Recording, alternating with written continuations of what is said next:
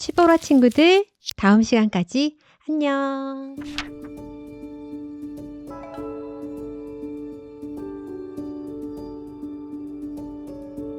그래도 위로가 됐다는 얘기들이 많았어요.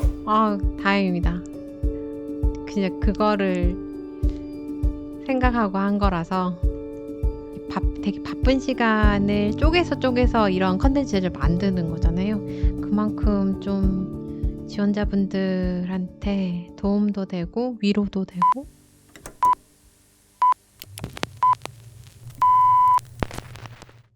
오늘은 아주 간단한 수학 문제로 시작해 볼게요. 0 곱하기 3은? 네, 0이죠. 우리 인생도 이 곱셈과 같습니다. 내가 0이면 그 어떤 기회를 가져다 줘도 0이 될 뿐입니다. 취업도 곱셈과 닮아 있는 것 같아요. 만약 나에게 의미 있는 경험들이 없다면 내가 걸어온 경험들과 매 순간의 선택들을 설명할 수 있는 자산이 없다면 내가 말 그대로 0이라면 그 어떤 기회가 와도 내 것으로 만들 수 없을 겁니다. 0이니까요. 1이든 2든 내가 겪은 인생의 경험을 허투루 흘려보내지 않고 더해보세요. 그리고 그것의 의미를 남들 앞에서 해석할 수 있는 힘만 있다면 그 기간이 아무리 길다 한들 여러분은 결국 바라는 목표를 이루게 될 겁니다. 여러분의 0에 1을 더해드릴 취보라. 오늘도 고민 들어주는 언니 한디입니다. 오늘도 사연이 도착했다고 합니다. 한번 들어볼까요? 안녕하세요, 한디. 저는 자소서만 쓰려고 하면 기억력이 나빠지는 것 같아요. 특히 경험에 대해 쓸 때마다 지우개라도 있는 것처럼 머릿속이 새하얘집니다. 좋은 자소서를 쓰려면 내가 가진 경험으로 스토리텔링을 해야 한다는데 생각나는 게 별로 없어요. 자소서에 쓸 거리도 딱히 떠오르지 않고 있더라도 이 몇 개 없는 경험을 어떻게 정리해야 할지도 막막합니다. 방법이 있을까요? 누구나 사실 다 그래요. 우리 지난달에 했던 일들을 지금 당장 떠올려 볼까요? 아니면 그저께 먹은 점심이 뭐였는지 생각나세요? 저는 생각이 나지 않습니다. 그만큼 내가 경험했던 무언가를 떠올리고 정리한다라는 건 정말 쉽지 않아요. 그것도 제한된 몇 개의 경험을 구체적으로 정리해야 한다고 하면 더더욱 그렇죠.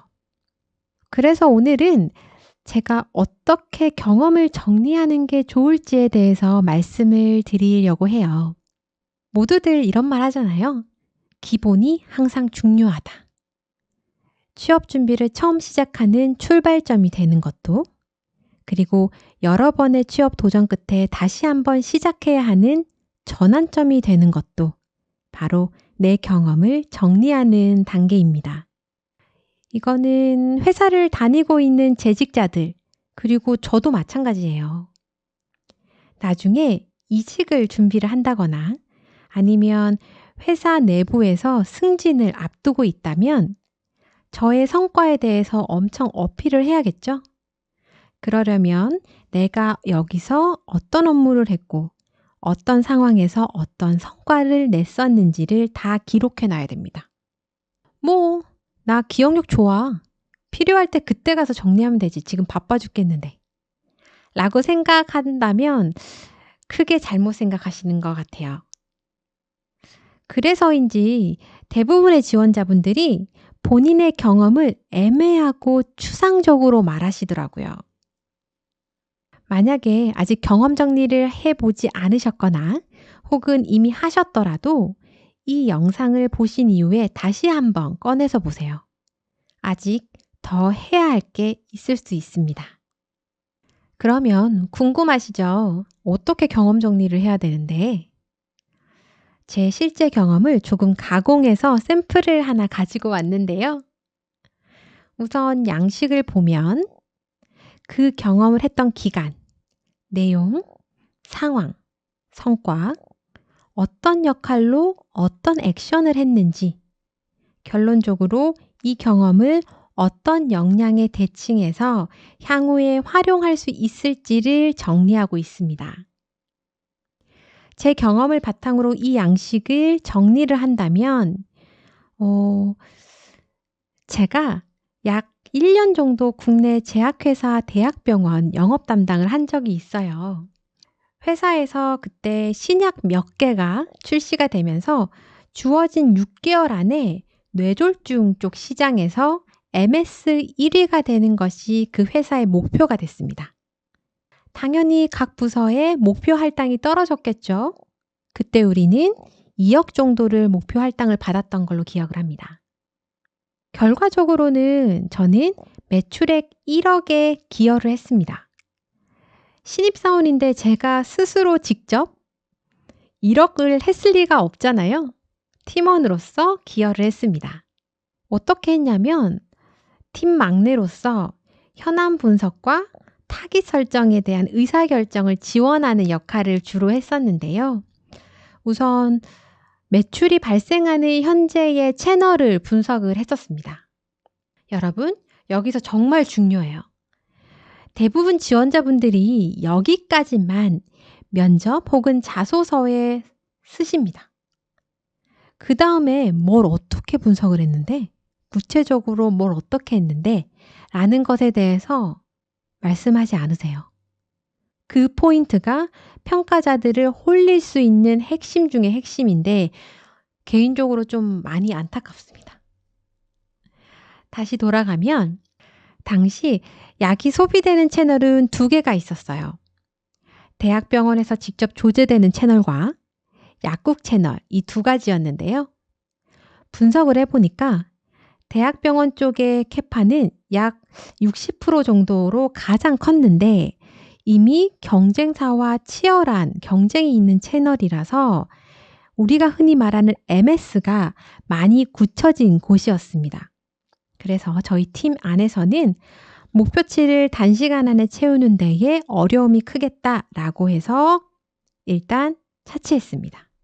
그래서 좀 더 접근하는 데에 아주 유연성이 있는 40%의 캐파를 가지고 있는 약국을 타깃으로 했습니다.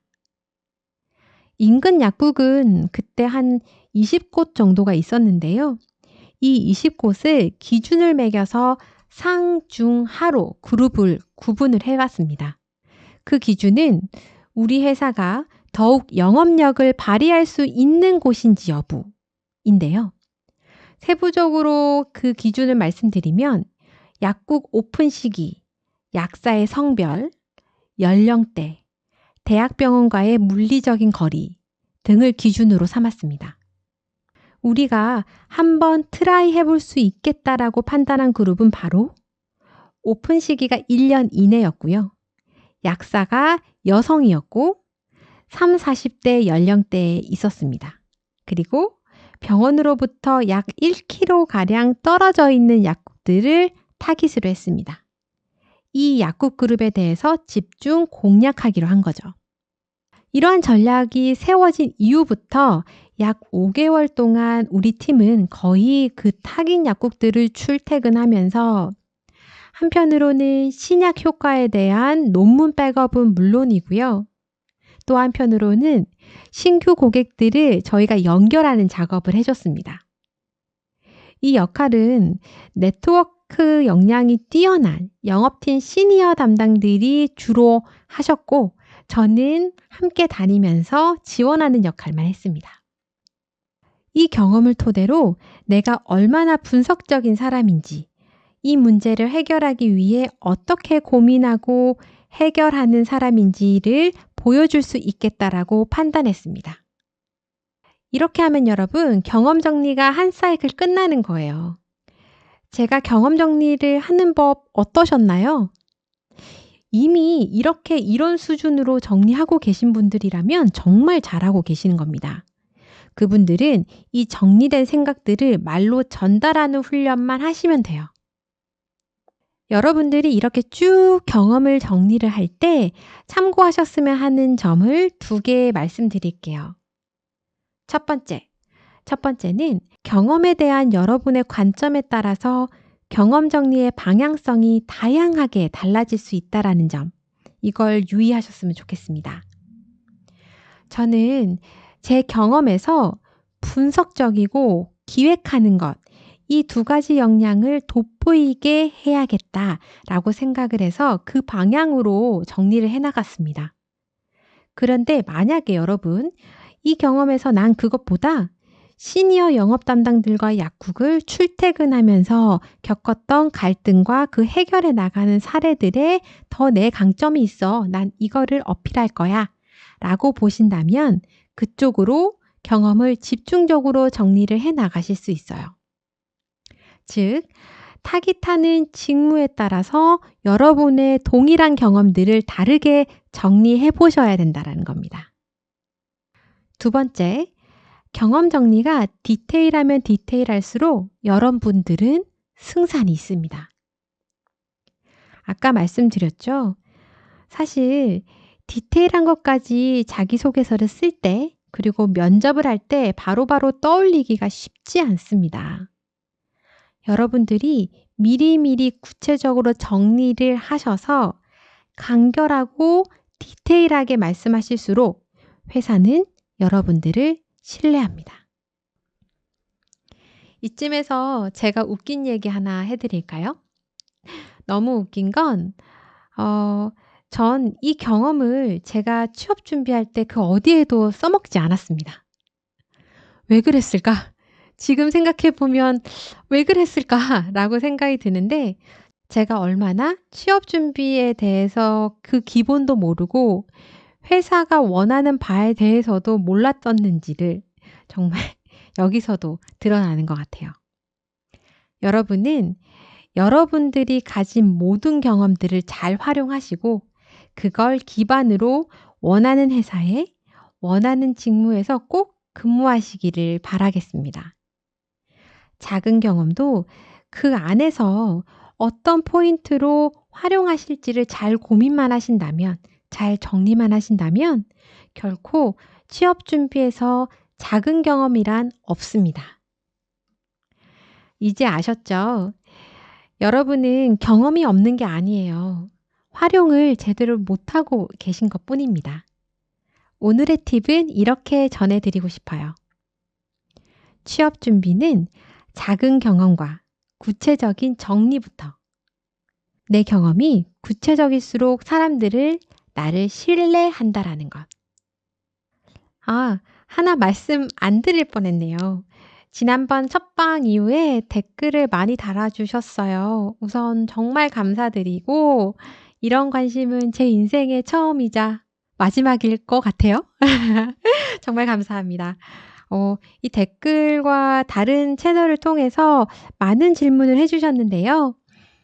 여러분들의 궁금증을 해결해 주기 위해서 코너 속의 코너를 하나 준비해 봤습니다. 취업 OX 알려줘요 한디 라고 하는 코너입니다. 여러분의 질문을 제가 먼저 하고 먼저 읽고요. 이 OX판으로 말씀을 드리도록 할게요.